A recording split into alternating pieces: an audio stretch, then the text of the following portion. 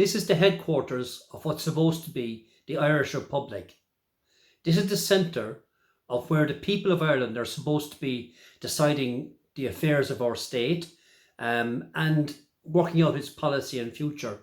So today, as Dáil Éireann returns from extended holidays at the people's expense, the people here are locked out, and a very heavy Garda presence and surveillance equipment is in place to ensure that nobody steps out of line, that the TDs coming back from their long extended period of rest are not interfered with or accosted with what might be awkward questions. There's a palpable anger amongst the people.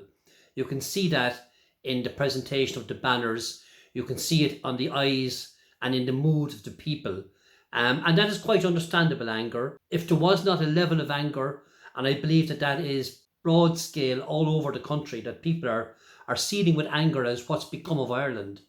If that anger wasn't there amongst people in their hearts, then I think something would be wrong, because Ireland has been dragged through the mire and is sinking deeper and deeper into crisis of all kinds: economic, social, cultural, political, spiritual.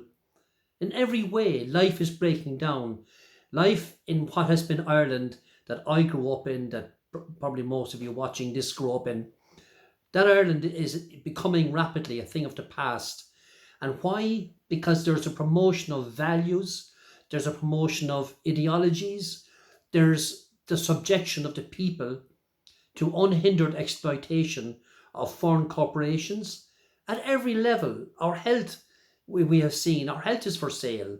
Our very existence is being handed over to serve the needs of a globalist agenda, which we didn't decide. Nobody asked the Irish people. Nobody in Leinster House issued an invite to the Irish people to say, let's discuss our role in the international community. Let's discuss our role in a world which is becoming increasingly involved in wars. Let's discuss our policy in the context of a world which is increasingly polluted to the extent that it is actually damaging our environment. Let's discuss a policy to tax the working people down to the nth degree to pay for an agenda on climate change, which is an invention. Climate, as we all know, has been changing, even in our lifetimes. It's been changing over millions of years. That in itself isn't a new thing, but it's being presented as if this is Armageddon on the way, which in fact it isn't. But the arguments are such that even if this was man-made destruction of the environment that they talk about, well, who's doing the destruction? It certainly isn't the householder in Ireland, who are a tiny segment of the world's population. And even if we were on a global scale, all the householders, it's not the householders, it's the large industrial machines that are digging up the Earth's surface, that are polluting it, that are poisoning our food, our oceans, and our sky. So people are angry today at Leinster House, and we might wonder why. And people are angry because those who occupy Leinster House simply do not represent the people. That's as plain as day. The people of Ireland are not represented by the TDs of Leinster House, and I say that with a broad stroke.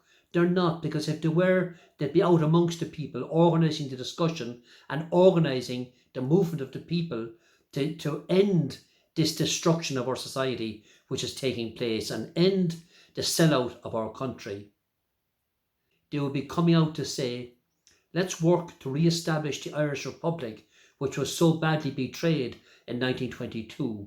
Friends, on the agenda clearly today is that the people, we must get organised. I'd like you to contact us, like this video, share it. Let's come together based on principles and build a movement which will represent the Irish people and assert our interest as part of as part of the world's peoples, as we are an historic people in the world. And coincidentally, this is the 220th anniversary of the execution of the bold Robert Emmet. Here in Dublin it happened. And Robert Emmet, of course, said, let not my epitaph be written until Ireland takes her place among the nations of the earth. So we have still yet to do that.